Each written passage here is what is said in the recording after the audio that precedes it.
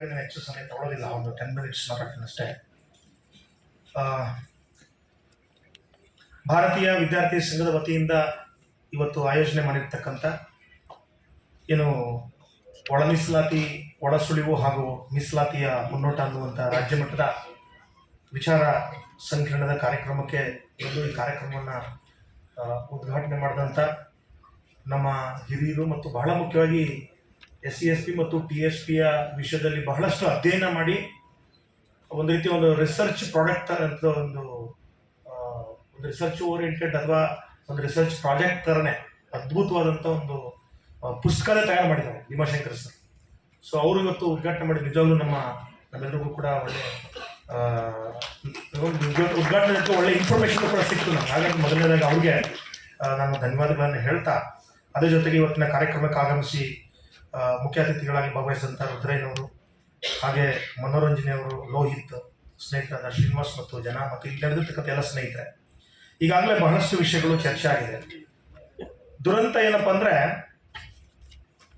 ನಮ್ಮೆಲ್ರಿಗೂ ಗೊತ್ತಿದೆ, ಎಲ್ಲರೂ ಹೇಳ್ತಾರೆ ಒಂದು ಮಾನವ ಸಮಾಜ, ಮನುಷ್ಯ ಸಮಾಜ ಒಂದು ರೀತಿ ಒಂದು ಕಡೆ ಸಮಾಜ ಜೀವಿಯಾಗಿ ಬದುಕಲಿಕ್ಕೆ ಪ್ರಾರಂಭ ಮಾಡಿ ಸುಮಾರು 40,000 ವರ್ಷಗಳಿಂದ 40,000 ವರ್ಷಗಳ ಹಿಂದೆ ಶುರುವಾಯಿತು.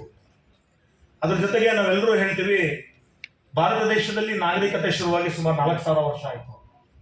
ನಾಗರಿಕತೆ ಶುರುವಾಗಿ 4,000 ವರ್ಷ ಆಯಿತು. ಅದ್ರ ಜೊತೆಗೆ ಸ್ವಾತಂತ್ರ್ಯ ಸಿಕ್ಕಿ 80 ವರ್ಷ ಆಯಿತು, ಸಂವಿಧಾನ ಸಿಕ್ಕಿ 77-78 ವರ್ಷ ಆಯಿತು ಅಂತ ಮಾತಾಡ್ತೀವಿ. ಆದರೆ ದುರಂತ 40,000 ವರ್ಷಗಳ ಹಿಂದೆ ಮನುಷ್ಯ ಒಂದು ಸಮಾಜವಾಗಿ ಬದುಕಲಿಕ್ಕೆ ಪ್ರಾರಂಭ ಮಾಡಿದೆ ಅಂತ ಹೇಳ್ತಾರೆ. ಆದರೆ ನಾವು ಇನ್ನೂ ಮನುಷ್ಯನಾಗಿ ಒಂದು ಗುಂಪಾಗಿ ನಾವು ಇನ್ನೂ ಬದುಕಲಿಕ್ಕೆ ಇನ್ನೂ ಕಲ್ತಿಲ್ಲ. ನಾವು ಅಂದರೆ ಶೆಡ್ಯೂಲ್ ಕಾಸ್ಟ್. 40,000 ವರ್ಷಗಳ ಹಿಂದೆ ಮನುಷ್ಯ ಒಂದು ಸಮಾಜವಾಗಿ ಬದುಕೋಕೆ ಪ್ರಾರಂಭ ಮಾಡಿದಂತೆ. ನಾವು ಇನ್ನೂ ದಲಿತರು ಇನ್ನೂ ಕಲ್ತೇ ಇಲ್ಲ. 4,000 ವರ್ಷಗಳ ಹಿಂದೆ ನಾಗರಿಕತೆ ಸೃಷ್ಟಿಯಾಯಿತು. ನಾವು ಇನ್ನೂ ನಾಗರಿಕರಾಗಿ ಬದುಕಲಿಕ್ಕೆ ಸಾಧ್ಯನೇ ಆಗ್ತಾ ಇಲ್ಲ. ದೇಶಕ್ಕೆ ಸ್ವಾತಂತ್ರ್ಯ ಸಿಕ್ಕಿದೆ, ನಮ್ಮ ಬದುಕಿಗೆ ಇನ್ನೂ ಸ್ವಾತಂತ್ರ್ಯ ಸಿಕ್ಕಿಲ್ಲ. ಸಂವಿಧಾನ ಸಿಕ್ಕಿದೆ, ಅದು ಬಾಬಾ ಸಾಹೇಬ್ರೆ ಸಂವಿಧಾನ ಬರೆದ್ರು ಅಂತ ಬಹಳ ಹೆಮ್ಮೆಯಿಂದ ಮಾತಾಡ್ತೀವಿ. ಸಂವಿಧಾನದ ಬಗ್ಗೆ ಏನಾದರೂ ಕೆಟ್ಟದಾಗಿ ಮಾತಾಡ್ಬಿಟ್ರೆ ತೊಡೆ ತಟ್ಟಿ ನಿಂತ್ಕೋತೀವಿ, ಎಲ್ಲ ಮಾಡ್ತೀವಿ. ಆದರೆ ಆ ಸಂವಿಧಾನದ ಆಶಯಗಳು ಎಷ್ಟರ ಮಟ್ಟಿಗೆ ಜಾರಿಯಾಗಿದ್ದಾವೆ, ನಮ್ಗೆ ಎಷ್ಟರ ಮಟ್ಟಿಗೆ ಆ ಸಂವಿಧಾನ ಅದರಿಂದ ಲಾಭ ಸಿಕ್ಕಿದೆ ಅಂತ ನೋಡಿದ್ರೆ, ತಮಾಷೆ ಏನಂದ್ರೆ, ಯಾರು ಸಂವಿಧಾನವನ್ನು ಒಪ್ಪಲಿಲ್ಲ, ಯಾರು ಸಂವಿಧಾನವನ್ನು ಸರಿ ಇಲ್ಲ ಅಂತ ಹೇಳಿದ್ರು, ಯಾರೋ ಕಾಂಗ್ರೆಸ್ನವರು ಒಪ್ಪಲಿಲ್ಲ, ಕಮ್ಯುನಿಸ್ಟರಂತೂ ಸಂವಿಧಾನ ಒಪ್ಪಲೇ ಇಲ್ಲ. ಅವ್ರು ಹೇಳಿದ್ರು ಆವಾಗಲೇ, ನಾವು ಈ ಸಂವಿಧಾನ ಒಪ್ಪೋದಕ್ಕೆ ರೆಡಿ ಇಲ್ಲ ನಾವು. ಮತ್ತೆ ಬೇರೆ ಬೇರೆ ಗುಂಪಿನವ್ರು ಎಲ್ಲರೂ ಹೇಳಿದ್ರು. ಆದರೆ ದುರಂತ ಏನಪ್ಪ ಅಂದ್ರೆ, ಯಾರ ಸಂವಿಧಾನ ಒಪ್ಪಲಿಲ್ವೋ ಅವರೆಲ್ಲರಿಗೂ ಎಲ್ಲ ಸಿಕ್ಕಿದೆ. ಇದು ನನ್ನ ಸಂವಿಧಾನ ಅಂತ ಹೇಳುವಂಥವ್ರು ನಮಗೆ ಏನು ಸಿಕ್ಕಿಲ್ಲ.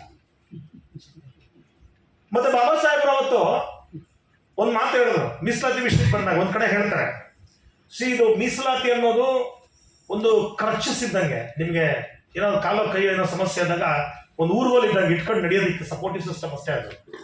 ಇದ್ರ ಮೇಲೆ ನೀವು ಶಾಶ್ವತವಾಗಿ ನಂಬ್ಕೊಂಡು ಇರಬೇಡಿ.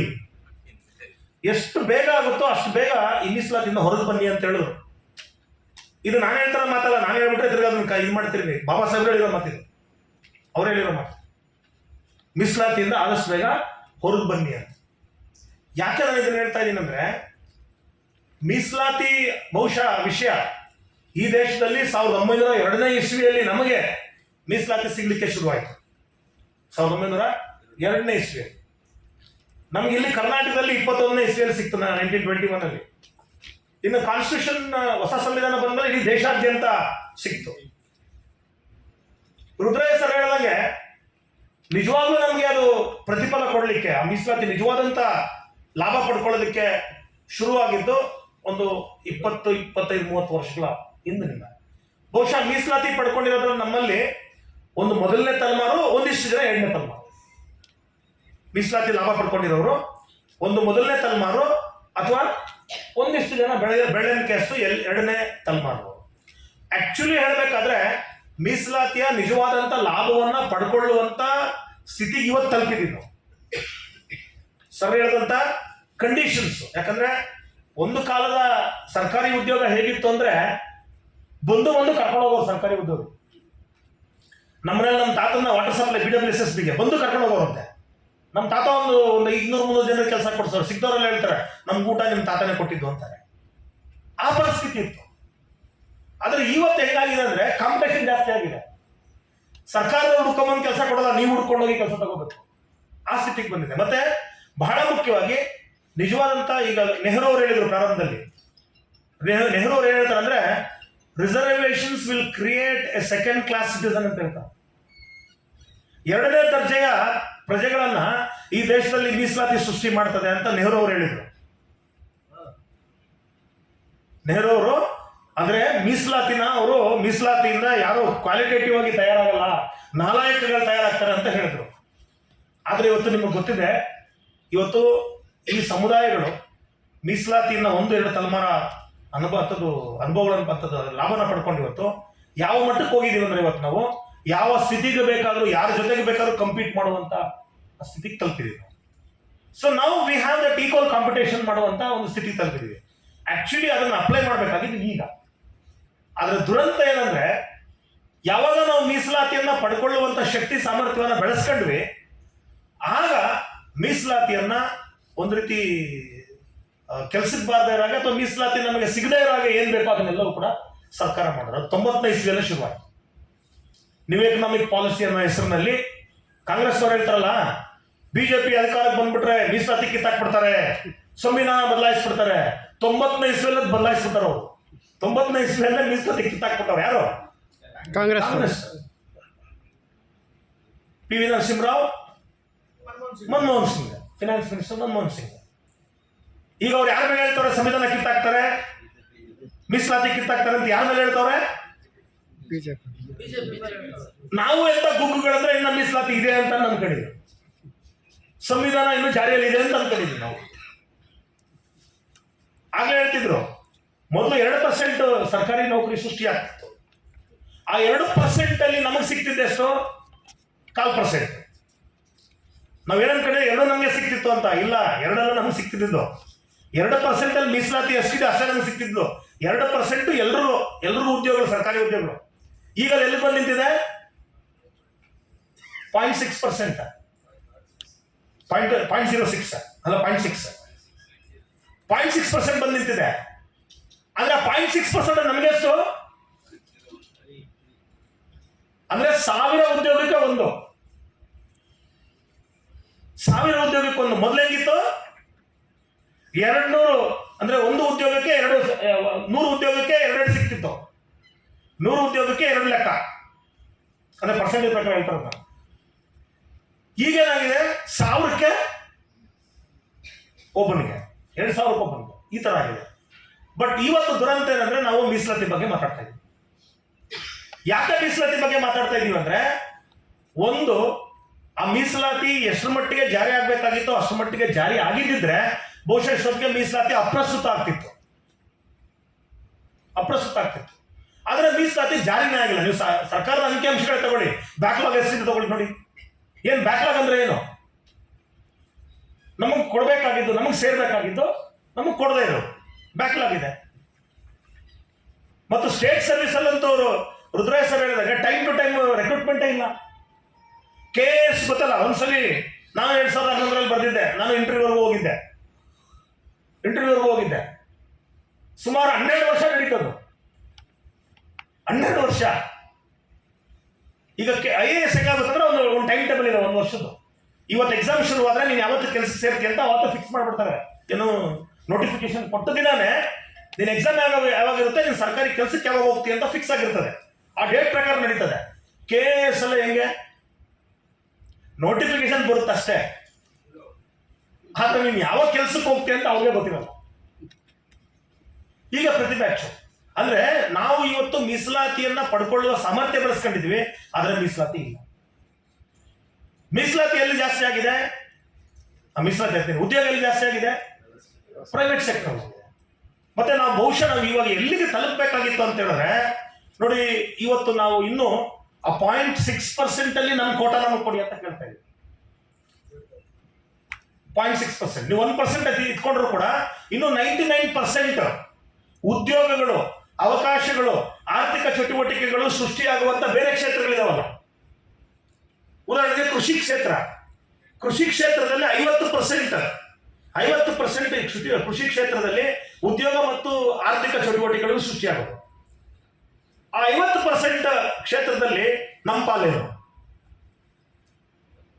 ಅದು ಭೂಮಿ ಇರ್ಬೋದು, ಸರ್ ಹೇಳಿದ್ರಲ್ಲ ಅವಾಗಲೇ, ಅಲ್ಲಿರುವಂಥ ಹೈನುಗಾರಿಕೆ, ಅನಿಮಲ್ ಹಸ್ಬೆಂಡ್ರಿ ಇರ್ಬೋದು. ನಮ್ಮ ಪಾಲ್ದಾರಿಕೆ ಏನಿದೆ?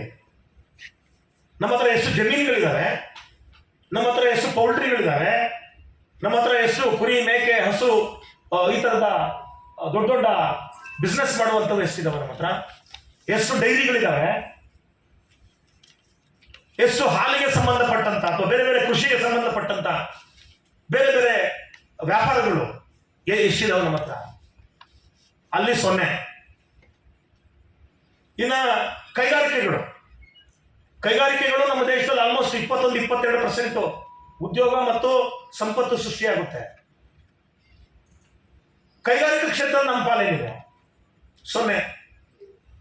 ಸೇವಾ ವಲಯ, ಸರ್ವಿಸ್ ಸೆಕ್ಟರ್, ಇವತ್ತು ಪ್ರೈವೇಟ್ ಸರ್ವಿಸ್ ಸೆಕ್ಟರ್ ಡಾಮಿನೇಟ್. ಇವತ್ತು ಎಲ್ಲ ಡಾಮಿನೇಷನ್. ಇವತ್ತು ಪ್ರೈವೇಟ್ ಸೆಕ್ಟರ್ ಎಲ್ಲ ಸರ್ವಿಸಸ್, ನಿಮ್ಮ ಬ್ಯಾಂಕ್ಗಳಿರ್ಬೋದು, ಇನ್ಶೂರೆನ್ಸ್ ಇರ್ಬೋದು, ಹೋಟೆಲ್ಸ್ ಇರ್ಬೋದು, ಸ್ಕೂಲ್ಸ್ ಇರ್ಬೋದು, ಕಾಲೇಜಸ್ ಇರ್ಬೋದು.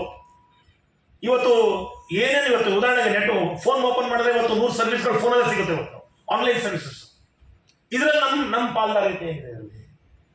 0. ಅಂದ್ರೆ ದೇಶದಲ್ಲಿ ಸೃಷ್ಟಿಯಾಗುವಂತ 99% ಅವಕಾಶಗಳಲ್ಲಿ ನಮ್ಮ ಪಾಲ್ದಾರಿಕೆನೇ ಇಲ್ಲ. ಅದರ ಬಗ್ಗೆ ನಮ್ಮ ನಾಡಿನ ಸರ್ಕಾರಗಳು ಕೇಳ್ತಿಲ್ಲ, ಅದರ ಬಗ್ಗೆ ಅವರು ಚಿಂತನೆ ಮಾಡ್ತಿಲ್ಲ, ನಾವು ಕೇಳ್ತಿಲ್ಲ, ನಾವು ಚಿಂತನೆ ಮಾಡ್ತಿಲ್ಲ. ನಾವು ಕೇಳ್ತಾ ಇರೋದು 0.6% ಅಲ್ಲಿ ಕೇಳ್ತಾ ಇದ್ವಿ. ಸರ್ಕಾರಗಳು ಕೂಡ ಕೊಡ್ತೀವಿ ಅಂತ ಅಲ್ಲೇ ನಮ್ಮನ್ನು ಆಟ ಆಡಿಸ್ಕೊಂಡು ಕೂತ್ಕೊಂಡು, ಅವ್ರಿಗೆ ಗೊತ್ತಿದೆ ಇದು ಕೊಟ್ಬಿಟ್ರೆ ಆಮೇಲೆ ಅವ್ರು ನೆಕ್ಸ್ಟ್ ಆಚೆ ಹೋಗ್ಬಿಡ್ತಾರೆ. ಆಚೆ ಹೋಗ್ಬಿಟ್ಟು ಇದನ್ನೆಲ್ಲ ಕ್ಲೈಮ್ ಮಾಡೋಕೆ ಶುರು ಮಾಡ್ತಾರೆ. ಇವ್ರನ್ನಿಲ್ಲ ಕಟ್ಟಾಕಣ ಅಂತೇಳಿ ನಮ್ದು ಮೀಸಲಾತಿನೇ ದೊಡ್ಡ ಹೋರಾಟವಾಗಿ ದುರಂತ. ಅಂದ್ರೆ ಒಳ ಮೀಸಲಾತಿ ಅನ್ನುವಂಥದ್ದು ಅವಾಗಲೇ ಹೇಳಿದಾಗೆ ನಿಜವಾಗ್ಲೂ ಕೂಡ ಮೀಸಲಾತಿ ಎಲ್ಲಾ ಸಮುದಾಯಗಳು, ಸಂವಿಧಾನದ ಮೂಲ ಆಶಯ ಏನು? ಸರ್ವರಿಗೂ ಸಮಪಾಲು, ಸರ್ವರಿಗೂ ಸಮಪಾಲು. ಇಲ್ಲಿ ನಮ್ಮ ದೇಶದಲ್ಲಿ ನಮ್ಗೆ ಗೊತ್ತಿರೋ ಹಾಗೆ ಕಾರಣಾಂತರಗಳಿಂದ, ನಮ್ಮ ರಾಜ್ಯದಲ್ಲೂ ಕೂಡ ಅಷ್ಟೇ ಕಾರಣಾಂತರಗಳಿಂದ, ಬೇರೆ ಬೇರೆ ಕಾರಣಗಳು, ಅದು ನಮ್ಮ ಕೈಯಲ್ಲಿರುವಂಥದ್ದಲ್ಲ, ಬೇರೆ ಬೇರೆ ಕಾರಣಗಳಿಗೆ ಒಂದಿಷ್ಟು ಸಮುದಾಯಗಳಿಗೆ ಬೇಗ ಶಿಕ್ಷಣ ಸಿಕ್ಕಿದೆ, ಒಂದಿಷ್ಟು ಸಮುದಾಯಗಳಿಗೆ ಬೇಗ ಜಾಗೃತಿ ಆಗಿದೆ, ಒಂದಿಷ್ಟು ಸಮುದಾಯಗಳಿಗೆ ಬೇಗ ಉದ್ಯೋಗದ ಅವಕಾಶಗಳು ಸಿಕ್ಕಿದ್ದಾವೆ, ಒಂದಿಷ್ಟು ಸಮುದಾಯಗಳಲ್ಲಿ ಬೇಗ ಮೊದಲನೇ ತಲೆಮಾರಿನ ವಿದ್ಯಾವಂತರು, ನೌಕರಸ್ಥರು ಸೃಷ್ಟಿಯಾಗಿದ್ದಾರೆ, ಒಂದಿಷ್ಟು ತಲೆಮಾರುಗಳಿಗೆ ನಿಧಾನವಾಗಿ ಆಗಿದೆ, ಒಂದಿಷ್ಟು ಸಮುದಾಯಗಳಲ್ಲಿ ಇನ್ನೂ ಆಗಿಲ್ಲ. ಉದಾಹರಣೆಗೆ ಅಲೆಮಾರಿಗಳ ಪೈಕಿ ಎಷ್ಟೋ ಸಮುದಾಯಗಳಲ್ಲಿ ಇವತ್ತಿನ SSLC ಪಾಸ್ ಮಾಡ್ಕೊಂಡವ್ರಿಲ್ಲ. ಒಬ್ಬ ಕ್ಲಾಸ್ 1 ಆಫೀಸರ್ ಆಗಿರುವಂತ ಸಮುದಾಯಗಳಿದಾವೆ ನಮ್ಮ ನಾಡಿನ. ಒಬ್ಬ IAS ಅಧಿಕಾರಿ ಆಗಿರ್ತಕ್ಕಂಥ ಸಮುದಾಯಗಳು ನಮ್ಮಲ್ಲಿದ್ದಾವೆ. ನಾನು ಹೇಳೋದು ಬಹಳ ಮುಖ್ಯವಾಗಿ ಈ 101 ಜಾತಿಗಳಲ್ಲಿ ಬರ್ತಕ್ಕಂಥ ಇವರ ಪೈಕಿ ಟಚಬಲ್ಸ್ನ ಹೊರತುಪಡಿಸಿ ನಾವು ಎಸ್ಸಿಗಳ ಪೈಕಿ ಬಹಳ ಮೇಜರ್ ಪಾರ್ಟ್ ಆಗಿ ಬರ್ತಕ್ಕಂಥ ಸುಮಾರು ಒಂದು 70% ಬರ್ತಕ್ಕಂಥ ಹೊಲೆ ಮತ್ತು ಮಾದಿಗಳು, ನಾವು ಇಬ್ಬರಿಗೂ ಅವಕಾಶಗಳು ಸಿಕ್ಕಿದ್ದಾವೆ. ಒಬ್ರಿಗೊಂದಿಷ್ಟು ಜಾಸ್ತಿ, ಒಬ್ರಿಗಿಷ್ಟು ಕಡಿಮೆ ಆಗಿರಬಹುದು, ಆದರೆ ಅವಕಾಶಗಳು ಸಿಕ್ಕಿದ್ದಾವೆ. ಇಬ್ಬರು ಶಿಕ್ಷಣ ಮತ್ತು ಉದ್ಯೋಗದಲ್ಲಿ ಒಂದಿಷ್ಟು ಪಾಲ್ದಾರಿಕೆಯನ್ನು ಪಡ್ಕೊಂಡಿದ್ದೀವಿ. ಮತ್ತೆ ಇವತ್ತು ನಾವೆಲ್ಲರೂ ಕೂಡ ಬಾಬಾ ಸಾಹೇಬ್ ಅಂಬೇಡ್ಕರ್ ಬಗ್ಗೆ ಮಾತಾಡ್ತೀವಿ, ಚಳವಳಿ ಬಗ್ಗೆ ಮಾತಾಡ್ತೀವಿ. ನಾವು ಎಂತಹ ಮನಸ್ಥಿತಿಯನ್ನು ಬೆಳೆಸ್ಕೋಬೇಕಾಗಿತ್ತು? ಈ ನನಗನ್ಸೋದು ಒಳ ಮೀಸಲಾತಿ ಅನ್ನುವಂಥದ್ದು ಒಲೆಯರಿಗೆ ಎಷ್ಟು ಸಿಗುತ್ತೆ, ಮಾದಿಗರಿಗೆ ಎಷ್ಟು ಸಿಗುತ್ತೆ ಅನ್ನೋದು ನಾನು ಮೊದಲಿಂದ ಇದನ್ನೇ ಪ್ರತಿಪಾದನೆ ಮಾಡ್ತಾ ಇದ್ದೀನಿ. ಇಲ್ಲಿ ಯಾವ ಸಮುದಾಯಗಳಿಗೆ ಸಿಕ್ಕಿಲ್ವಲ್ಲ ಅವ್ರಿಗೆ ಸಿಗಬೇಕು, ಅವ್ರು ಕೊಡಿಸ್ಬೇಕು ಅನ್ನೋಂಥ ಹೋರಾಟ ಆಗ್ಬೇಕಾಗಿದೆ.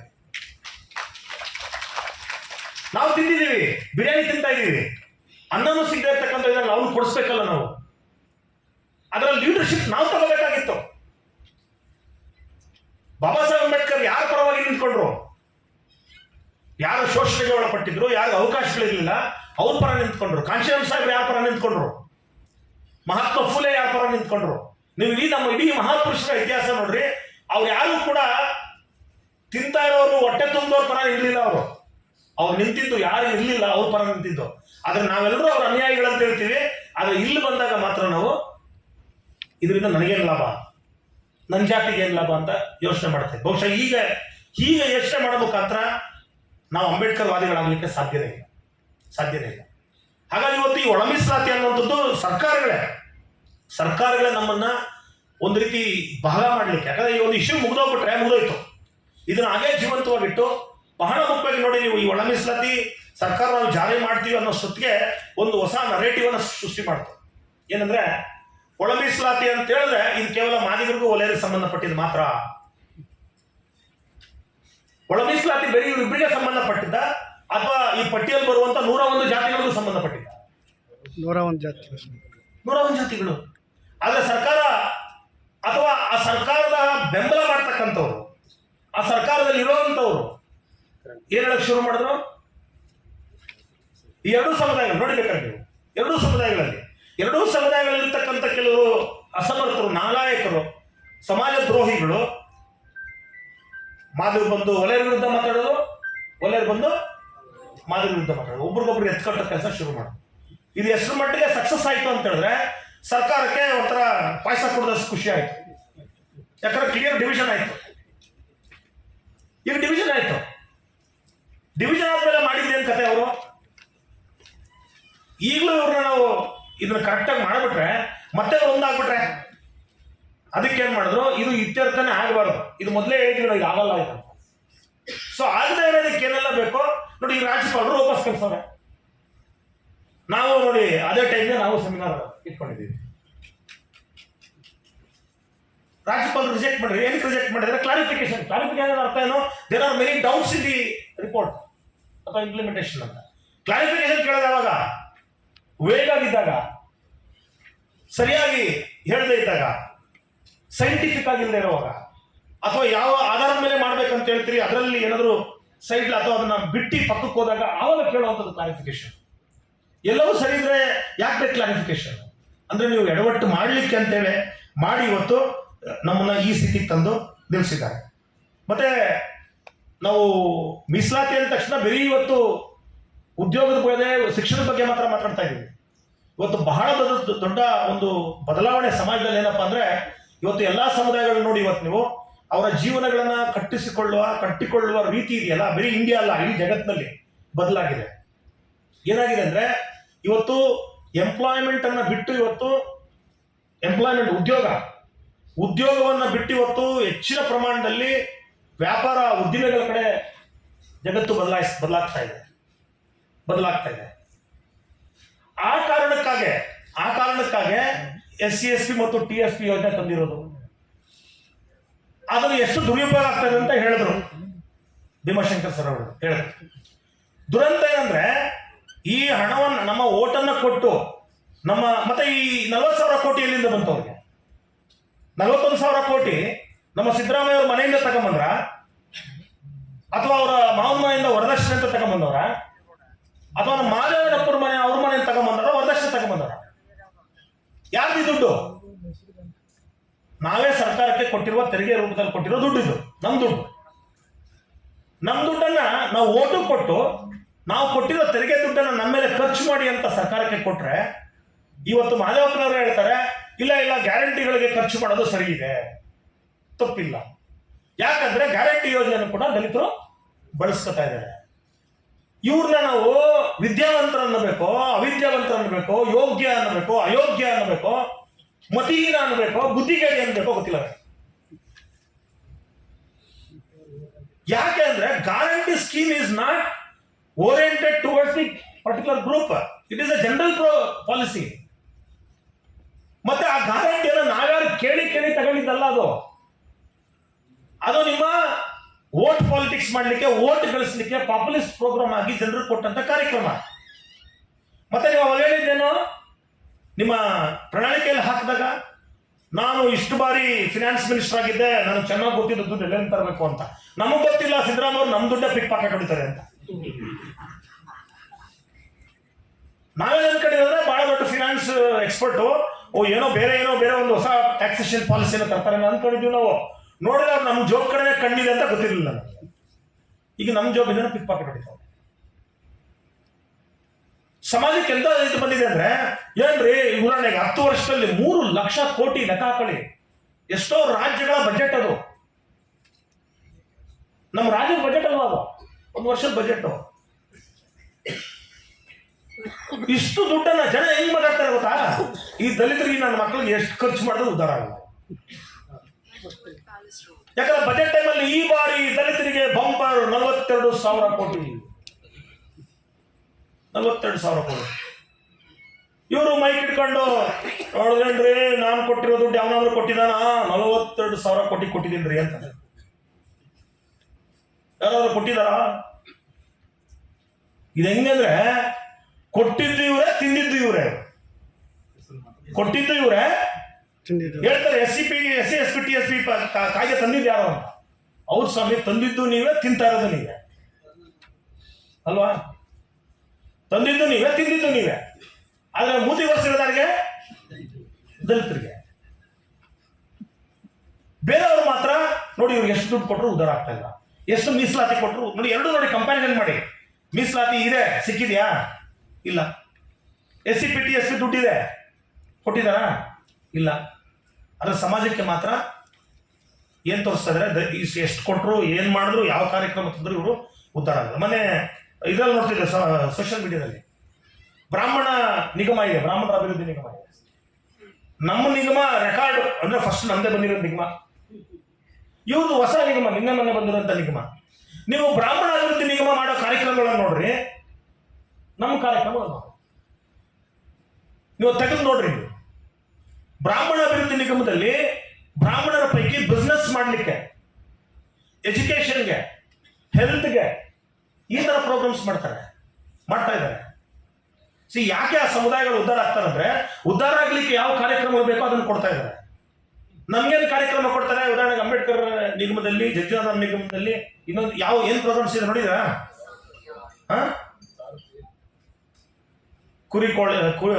ಕುರಿ ಸಾಲ, ಕೋಳಿ ಸಾಲ. ಕೋಳಿ ಒಂದು 5 ಕೋಳಿ ಕೊಡಿಸ್ಬಿಟ್ಟು ನಮ್ಗೆ ಯಾವ ಉದ್ಧಾರ ಆಗಕ್ಕೆ ಸಾಧ್ಯ ಇದೆಯಾ? 2 ಕುರಿ ಕೊಡಿಸ್ಬಿಟ್ಟು ಉದ್ಧಾರ ಆಗ್ಲಿಕ್ಕೆ ಸಾಧ್ಯ ಇದೆಯಾ? 1 ಎಮ್ಮೆ ಕೊಡಿಸ್ಬಿಟ್ಟು ಉದ್ಧಾರ ಆಗ್ಲಿಕ್ಕೆ ಸಾಧ್ಯ ಇದೆಯಾ? ಸಾರಥಿ ಟ್ಯಾಕ್ಸಿ ಅದು ಸಬ್ಸಿಡಿ. 1 ಟ್ಯಾಕ್ಸಿ ಇಟ್ಕೊಂಡು ಯಾವಾಗಲೂ ಉದ್ಧಾರ ಆಗ್ಲಿಕ್ಕೆ ಸಾಧ್ಯ ಇದೆಯಾ? ನೀವು 1 ಟ್ಯಾಕ್ಸಿ ಕೊಡೋ ಬದಲು ಒಂದು 10-20 ಕೊಡ್ರಿ. ಒಂದು ಟೂರಿಸ್ಟ್ ಮಾಡಲಿ, ಅವನು ಟ್ರಾವೆಲ್ಸ್ ಶುರು ಮಾಡಲಿ. ಇವತ್ತು ಯೋಜನೆಗಳ ಬದಲಾಗ್ತಾ ಇದಾವೆ, ಬೇರೆ ಬೇರೆ ರೀತಿ ಬದಲಾಗ್ತಾ ಇದಾವೆ. ಹೊಸ ಹೊಸ ಬಿಸ್ನೆಸ್ಗಳು ಬರ್ತಾ ಇದಾವೆ. ಆದ್ರೆ ಇವರು ನಮ್ಗೆ ಹೆಂಗಂದ್ರೆ ದುಡ್ಡು ಕೊಟ್ಟಂಗೂ ಇರಬೇಕು, ಅದರಿಂದ ಏನೂ ಆಗ್ಲೂಬಾರ್ದು. ಸೊ ಹೀಗೆ ಮಾಡಿ ಇವತ್ತು ಯಾವ ಸ್ಥಿತಿಗೆ ತಂದಿಟ್ಟಿದ್ದಾರೆ ಅಂದ್ರೆ, ಮತ್ತೆ ಇದ್ರ ನಡುವೆ ಈ ಮೀಸಲಾತಿ ನಡುವೆ ಎಷ್ಟು ಗೊಂದಲಗಳು ತಂದಿಟ್ಟವ್ರು ಅಂದ್ರೆ, ಶ್ರೀನಿವಾಸ್ ಸರ್ ಹೇಳಿದ್ರಲ್ಲ, ಮೊದಲನೇ ಗೊಂದಲ ಈ ಒಳ ಮೀಸಲಾತಿ. ನನ್ಗನ್ಸುತ್ತೆ ಈ ಒಳ ಮೀಸಲಾತಿಯ ಇಷ್ಟು ಕಗ್ಗಂಟಾಗ್ಲಿಕ್ಕೆ ಕಾರಣನೇ ಆ ಸಮಿತಿ, ಯಾರು ನಾಗಮೋಹನ್ ದಾಸ್ ಅವರ ಸಮಿತಿ. ಯಾಕಂದ್ರೆ ನಮಗೆ ಚೆನ್ನಾಗಿ ಗೊತ್ತಿದೆ, ದಲಿತರ ಸಮಸ್ಯೆಗಳನ್ನ ಯಾವ ಕನ್ನಡಿಯಿಂದ ನೋಡಿದಾಗ ಮಾತ್ರ ಅರ್ಥ ಆಗ್ಲಿಕ್ಕೆ ಸಾಧ್ಯ? ಯಾವ ಕನ್ನಡಿ ನೋಡಬೇಕು? ದಲಿತರ ಕನ್ನಡಿ ಅಥವಾ ಬಾಬಾ ಸಾಹೇಬ್ ಅಂಬೇಡ್ಕರ್ ಅವರ ಕನ್ನಡಿಯಿಂದ ನೋಡಬೇಕು ಅಲ್ವಾ? ನಾಗಮೋಹನ್ ದಾಸ್ ನಮ್ಮ ಸಮಸ್ಯೆಗಳನ್ನ ಯಾವ ಕನ್ನಡಿಯಿಂದ ನೋಡೋರು? ಮಾರ್ಕ್ಸ್ ಕನ್ನಡಿ ಹಾಕೊಂಡು ನೋಡೋರು. ಕಮ್ಯುನಿಸ್ಟ್. ಅವ್ರು ಕಮ್ಯುನಿಸ್ಟ್ ಕನ್ನಡಿ ಹಾಕೊಂಡು ನೋಡಿರೋದಕ್ಕೆ ಏನಾಗಿದೆ? ಅವ್ರಿಗೆ ದಲಿತ ಪ್ರಾಬ್ಲಮ್ ಅರ್ಥ ಆಗಿಲ್ಲ ಅವ್ರಿಗೆ. ಅವ್ರು ನೋಡಿಬೇಕಾದ್ರೆ ನೀವು ಕ್ಲಿಯರ್ ಆಗಿ ಜಾತಿಗಳನ್ನ ಹೆಂಗೆ ವಿಂಗಡಣೆ ಮಾಡಿದ್ದಾರೆ ಅಂದ್ರೆ, ಸಾಮಾಜಿಕ ಸ್ಥಿತಿಗತಿಗಳು ಅದರ ಮೇಲೆ ಮಾಡಿಲ್ಲ, ಅವರು ಆರ್ಥಿಕ ಸ್ಥಿತಿಗತಿಗಳ ಮೇಲೆ ಮಾಡಿದ್ದಾರೆ. ಕ್ಲಾಸ್. ಬಾಬಾ ಸಾಹೇಬ್ ಅವತ್ತೇ ಹೇಳ್ಬಿಟ್ಟಿದ್ದಾರೆ, ಈ ದೇಶದಲ್ಲಿ ಕ್ಲಾಸ್ ಅನ್ನೋದಿಲ್ಲ, ಇದು ಒನ್ಲಿ ದ ಕಾಸ್ಟ್. ಈ ದೇಶದಲ್ಲಿ ಕಾಸ್ಟ್ ಇರೋದ್ರಿಂದ ಈ ದೇಶದಲ್ಲಿ ಕಮ್ಯುನಿಸಂ ಉಳಿಲಿಕ್ಕೆ ಸಾಧ್ಯ ಇಲ್ಲ, ಕಮ್ಯುನಿಸಂ ನಮಗೆ ಪರಿಹಾರ ಕೊಡ್ಲಿಕ್ಕೆ ಸಾಧ್ಯ ಇಲ್ಲ ಅಂತ ಬಾಬಾ ಸಾಹೇಬ್ ಅವತ್ತೇ ಹೇಳ್ಬಿಟ್ಟವ್ರೆ. ಆದ್ರೆ 25ನೇ ಇಸ್ವಿಯಲ್ಲಿ ಅಪ್ಪ ಹೇಳ್ತವ್ರೆ, ಕಾಸ್ಟ್ ಅಲ್ಲಿ ನಾವು ಈ ಸಮಸ್ಯೆ ಬಗೆಹರಿಸಲಿಕ್ಕೆ ಆಗಲ್ಲ, ಕ್ಲಾಸ್ ಅಲ್ಲಿ ಮಾಡಬೇಕು ಅಂತೇಳಿ ಕ್ಲಾಸ್ ಆಧಾರದ ಮೇಲೆ ವಿಂಗಡಣೆ ಮಾಡಿರೋದ್ರಿಂದ ಏನಾಗಿದೆ, ಒಲೆಯರ ಗುಂಪಲ್ಲಿ ಬರ್ಬೇಕಾಗಿರೋರ್ನ ಮಾಳಿಗೆಗಳಲ್ಲಿ ಹಾಕ್ಬಿಟ್ಟವ್ರೆ, ಮಾಳಿಗೆಗಳಲ್ಲಿ ಬರ್ಬೇಕಾಗಿರೋರ್ನ ಅಲಮಾರಿಗಳಲ್ಲಿ ಹಾಕ್ಬಿಟ್ಟವ್ರೆ, ಅಲಮಾರಿಗಳಲ್ಲಿ ಬರ್ಬೇಕಾಗಿರೋ ಇನ್ನೊಂದು ಕಡೆ ಹಾಕ್ಬಿಟ್ಟವ್ರೆ. ಅಂದ್ರೆ ನೋಡಿ, ಇವರು ಪ್ರಾಬ್ಲಮ್ನ ಸಾಲ್ವ್ ಮಾಡಬೇಕಾದ್ರೆ, ಟ್ರೀಟ್ಮೆಂಟ್ ಕೊಡ್ಬೇಕಾದ್ರೆ, ಉದಾಹರಣೆಗೆ ಏನೋ ಒಂದು ಕಾಯಿಲೆ ಬಂದಿದೆ, ಟ್ರೀಟ್ಮೆಂಟ್ ಕೊಡ್ಬೇಕಾದ್ರೆ ಮೊದಲು ಅದನ್ನ ಸರಿಯಾಗಿ ಡಯಾಗ್ನೈಸ್ ಮಾಡಿದಾಗ ಮಾತ್ರ ಒಳ್ಳೆ ಟ್ರೀಟ್ಮೆಂಟ್ ಕೊಡ್ಲಿಕ್ಕೆ ಸಾಧ್ಯ. ನೀವು ನೋಡ್ಬೇಕು, ಪರೀಕ್ಷೆ ಮಾಡಬೇಕು. ಜ್ವರ ಬಂದಿದೆ, ಯಾಕೆ ಬಂದಿದೆ ಅಂತ ಪರೀಕ್ಷೆ ಮಾಡ್ಬೇಕು. ನೀವು ಟೈಫಾಯ್ಡ್ ಜ್ವರ ಬಂದಿದೆ, ಟೈಫಾಯ್ಡ್ ಜ್ವರಕ್ಕೆ ನೀವು ಸಾಮಾನ್ಯ ಜನಕ್ಕೆ ಮೆಡಿಸಿನ್ ಕೊಟ್ಬಿಟ್ರೆ ಹೋಗ್ಬಿಡ್ತದೆ ಜ್ವರ? ಅದು ಇಲ್ಲ. ಸೊ ನಾಗಮೋಹನ್ ದಾಸ್ ಅನ್ನುವಂತ ಒಂದು ಡಯಾಗ್ನೋಸ್ಟಿಕ್ ಸೆಂಟರ್ ಶುರು ಮಾಡಿದ್ರಲ್ಲ, ಆ ಸೆಂಟ್ರಲ್ಲೇ ಲೋಪ ಇದೆ. ಹಾಗಾಗಿ ಅವ್ರು ಕೊಟ್ಟಂತ ರಿಪೋರ್ಟ್ ಅಲ್ಲಿ ಎಡವಟ್ಟಿದೆ. ಹಾಗಾಗಿ ಆ ಎಡವಟ್ಟನ್ನು ಏನ್ ಮಾಡಿದ್ರೆ ಇವತ್ತು ನಮ್ಮಲ್ಲಿ ಅನೇಕ ಗುಂಪುಗಳ ಜಾತಿ ಘರ್ಷಣೆ, ಅಸಮಾಧಾನ, ಒಬ್ಬರ ಮೇಲೆ ಒಬ್ರಿಗೆ ಅಪನಂಬಿಕೆ. ನೋಡಿ, ಮೊದಲು ಎಷ್ಟು ಚೆನ್ನಾಗಿತ್ತು, ಈಗ ಹೆಂಗಾಗಿದೆ ಅಂದ್ರೆ, ಈಗ ಯಾರೇ ಮಾತಾಡ್ಲಿ, ನಿನ್ ಮಾತಿಗೆ ಅದಕ್ಕೆ ಹಿಂಗ್ ಮಾತಾಡ್ತೀಯ, ನೀನ್ ಒಲೆಯ ನೀನು ಅದಕ್ಕೆ ಹಿಂಗ್ ಮಾತಾಡ್ತೀಯ, ನೀನು ಬೋವಿ ಅದಕ್ಕೆ ಹಿಂಗ್ ಮಾತಾಡ್ತೀಯ.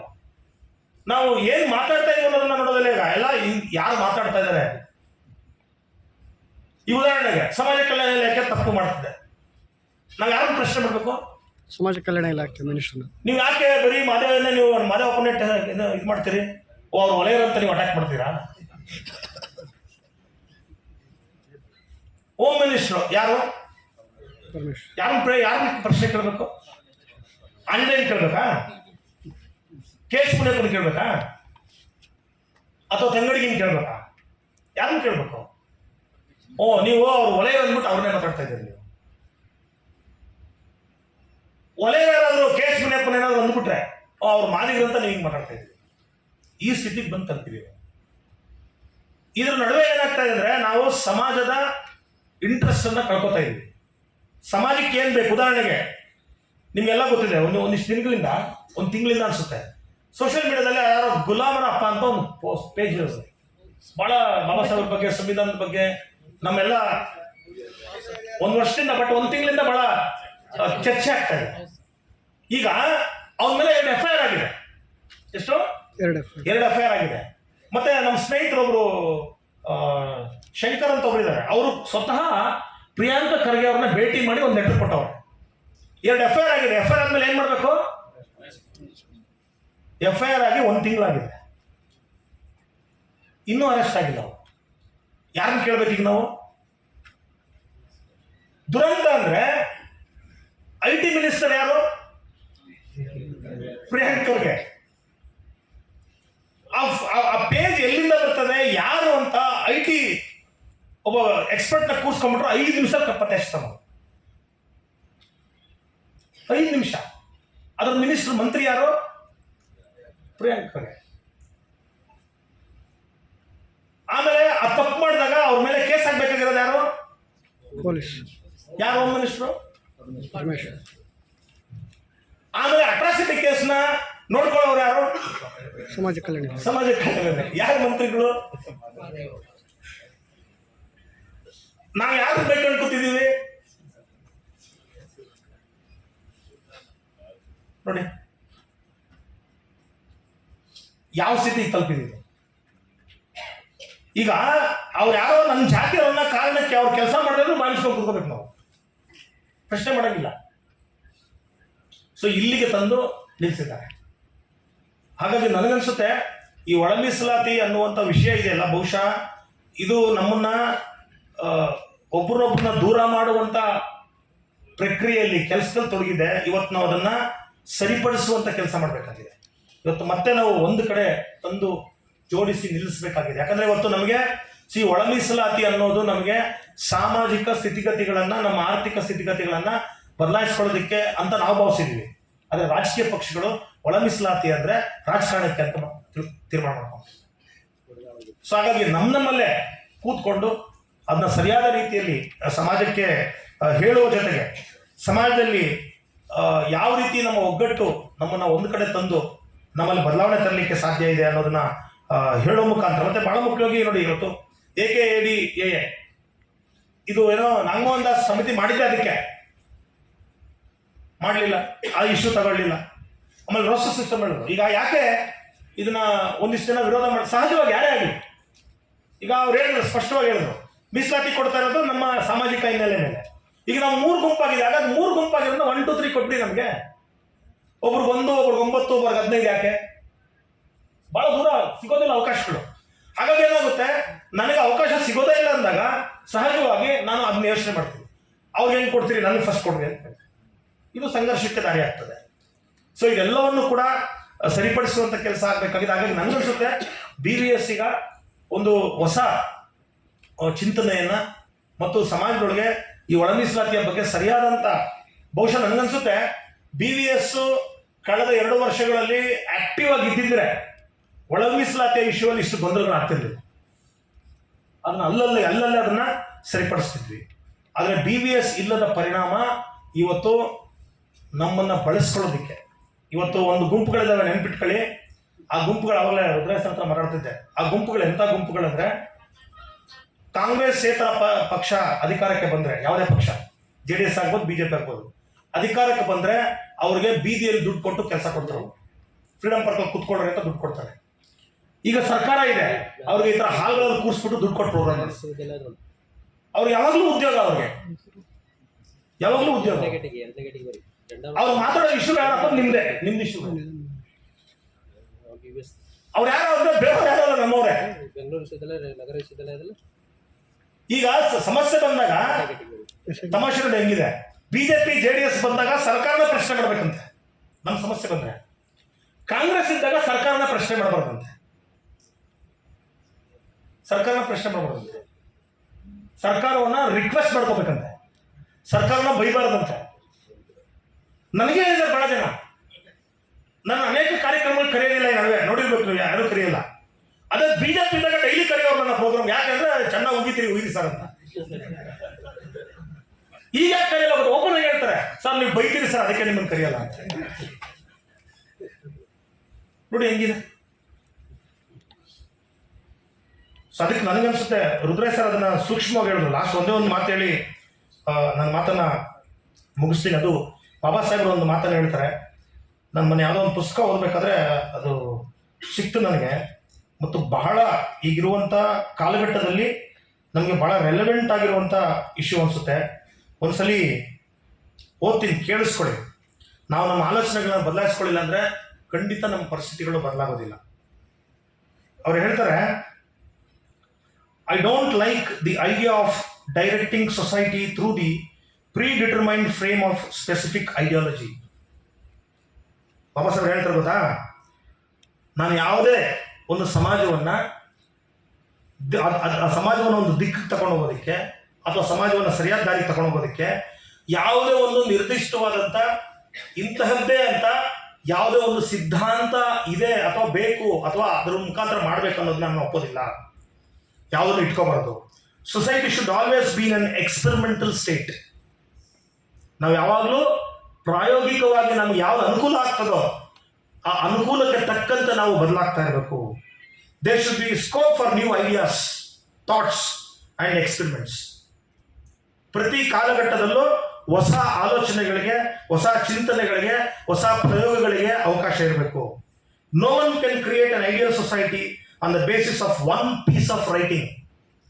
ಒಂದು ಐಡಿಯಲ್ ಸೊಸೈಟಿ, ಒಂದು ಮಾದರಿಯಾದ ಸಮಾಜವನ್ನ ಯಾವುದೋ ಒಂದು ರೀತಿಯ ಆಲೋಚನೆಯಿಂದ, ಯಾವುದೋ ಒಂದು ಬರಹ, ಒಂದು ಸಿದ್ಧಾಂತದ ಮುಖಾಂತರ ನೀವು ಸ್ಥಾಪಿಸಲಿಕ್ಕೆ ಸಾಧ್ಯ ಇಲ್ಲ. An ideal state is ಗ್ರಾಜುಯಲಿ attained only through experiment. ಒಂದು ಮಾದರಿಯ ಸಮಾಜವನ್ನು ಸೃಷ್ಟಿ ಮಾಡೋಕ್ಕೆ ಯಾವಾಗ ಸಾಧ್ಯ ಆಗುತ್ತೆ ಅಂದರೆ ನಿರಂತರವಾದಂಥ ಪ್ರಯೋಗಗಳಿಂದ ಮಾತ್ರ ಒಂದು ಮಾದರಿಯ ಸಮಾಜವನ್ನು ಸೃಷ್ಟಿ ಮಾಡಲಿಕ್ಕೆ ಸಾಧ್ಯ. There should be freedom for the development of man's mind. ಆ ಥರದ ಅವಕಾಶ, ಪ್ರಯೋಗಗಳಿಗೆ ಅವಕಾಶ ಇದ್ದಾಗ ಮಾತ್ರ ಒಬ್ಬ ಮನುಷ್ಯನಿಗೆ ನಿಜವಾದಂಥ ಅಭಿವೃದ್ಧಿ ಹೊಂದಲಿಕ್ಕೆ ಸ್ವಾತಂತ್ರ್ಯ ಇರ್ತದೆ. I would not like my chairs to be made by someone using a fixed mould. ನಾನು ಕುತ್ಕೊಳ್ಳುವಂಥ ಕುರ್ಚಿ ಇದೆಯಲ್ಲ, ಯಾವ ಒಂದು ರೆಡಿಮೇಡ್ ಮೌಲ್ಡ್ ತಗೊಂಬಂದು ಇದಿದೆ ಇಲ್ಲಿ ಕುತ್ಕೊಂಡ್ರೆ ಅಂದ್ರೆ ಆಗಲ್ಲ. ಒಬ್ಬೊಬ್ಬರು ಸೈಜ್ ಒಂದೊಂದು ಇರ್ತದೆ. ನನಗೆ ಯಾವ ಥರದ ಕುರ್ಚಿ ಬೇಕೋ ಆ ಥರದನ್ನು ಆಯ್ಕೆ ಮಾಡ್ಕೊಳ್ಳೋ ನನಗೆ ಸ್ವಾತಂತ್ರ್ಯ ಇರಬೇಕು. ರುದ್ರೇಶ್ ಹೇಳಿದಾಗ ನಮ್ಗೇನಾಗಿದೆ ಅಂದರೆ, ನಾವು ಸಿದ್ಧಾಂತಗಳ ಹೆಸರಿನಲ್ಲಿ ಉದ್ದೇಶಗಳನ್ನು ಮರಿತಾ ಇದ್ದೀವಿ. ನಮಗೆ ಬೇಕಾಗಿರೋದು ಉದ್ದೇಶ. ಒಂದು ಎಕ್ಸಾಂಪಲ್ ಭಾಳ ಜನರ ಹತ್ರ ನಾನು ಶೇರ್ ಮಾಡ್ಕೊಂಡಿದ್ದೀನಿ. ಉದಾಹರಣೆಗೆ, ನಮ್ಮ ಕರ್ನಾಟಕದಲ್ಲಿ ಉತ್ತರ ಭಾಗದ ಕರ್ನಾಟಕದಲ್ಲಿ ಲಿಂಗಾಯತರು, ದಕ್ಷಿಣ ಭಾಗದ ಒಕ್ಕಲಿಗರು. ಈಗ ಲಿಂಗಾಯತರ ಪೈಕಿ ಅತಿ ಹೆಚ್ಚು ಮುಖ್ಯಮಂತ್ರಿಗಳನ್ನ ಮಾಡಿರೋದು ಯಾವ ಪಕ್ಷ? ಕಾಂಗ್ರೆಸ್ ಅಲ್ವಾ? ಒಕ್ಕಲಿಗರ ಪೈಕಿ ಅತಿ ಹೆಚ್ಚು ಮುಖ್ಯಮಂತ್ರಿಗಳು ಮಾಡಿರೋ ಪಕ್ಷ ಯಾವುದು? ಕಾಂಗ್ರೆಸ್. ಲಿಂಗಾಯತರಿಗೂ ಒಕ್ಕಲಿಗರಿಗೂ ಅತ್ಯಂತ ಪವರ್ಫುಲ್ ಪೋರ್ಟ್ಫೋಲಿಯೋಸ್ಗಳನ್ನ ಕೊಟ್ಟಿರೋ ಪಕ್ಷ ಯಾವುದು? ಲಿಂಗಾಯತರಿಗೆ ಒಕ್ಕಲಿಗರಿಗೆ ಶಿಕ್ಷಣದ ಸಂಸ್ಥೆ ಹೆಸರಿನಲ್ಲಿ, ಧಾರ್ಮಿಕ ಸಂಸ್ಥೆಗಳ ಹೆಸರಿನಲ್ಲಿ, ಇನ್ನೊಂದು ಸಂಸ್ಥೆ ಹೆಸರಿನಲ್ಲಿ ಲಕ್ಷಾಂತರ ಸಾವಿರಾರು ಎಕರೆ ಜಮೀನನ್ನು ಕೊಟ್ಟಿರೋದು ಯಾರು? ಸಾವಿರಾರು ಕೋಟಿ ದುಡ್ಡು ಕೊಟ್ಟಿರೋದು ಯಾರು? ಹಾಗಾದ್ರೆ ಒಕ್ಕಲಿಗರು ಲಿಂಗಾಯತರು ಎಲ್ಲಿರ್ಬೇಕು? ಎಲ್ಲಿದ್ದಾರೆ ಈಗ ಅವರು? BJP JDS BJP ನಿಮಗೆ ಕಳೆದ 70 ವರ್ಷ ಎಲ್ಲಿ ಸಿಕ್ಕಿದೆ? ಎಲ್ಲಿದ್ದೀರಿ ನೀವು? ಕಾಂಗ್ರೆಸ್ ಎಲ್ಲ ಇದ್ದಾರೆ.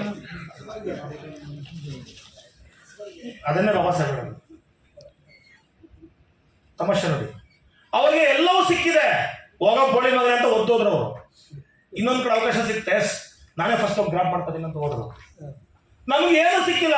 ಇಲ್ಲ, ನಾವು ನಿಮ್ಮನ್ನು ಬಿಡಲ್ಲ ಸರ್. ನೀವು ಓದಾದ್ರೂ ಓದಿರಿ, ಉಗಿಲಾದ್ರೂ ಉಗಿರಿ, ಏನಾದ್ರೂ ಮಾಡಿ ನಿಮ್ಮನ್ನು ಬಿಟ್ಟು ಹೋಗಲ್ಲ. ಇದನ್ನೇ ಕಾನ್ಸ್ಟಿಟ್ಯೂಷನ್ ಸಾಹೇಬ್ ಹೇಳೋದು, ಇದು ಗುಲಾಮಗಿರಿಯ ಮನಸ್ಥಿತಿ. ಗುಲಾಮರು ನೋಡಿದ್ಯಾ? ಯಜಮಾನ್ರೇ ನಾಳೆ ಬೇರೆ ಕೆಲಸಕ್ಕೆ ಬರ್ಬೇಡ ಅಂದ್ರೆ ಏನಂತಾನೆ? ಹೋಗಯ್ಯೋ ಇನ್ನೊಂದು ಕೆಲಸ ನೋಡ್ಕೋತೀನಿ ಅಂತಾನ? ಇಲ್ಲ ಸಮಯ, ನೀವು ನಿಮ್ಮನ್ನು ಬಿಟ್ರೆ ಹೆಂಗ್ ಸಮಯ? ತಪ್ಪಾಯ್ತು ಸಮಯ, ಬಿಟ್ಕೊಳ್ಳಿ ಸಮಯ ಇಲ್ಲೇ ನೋಡಿ.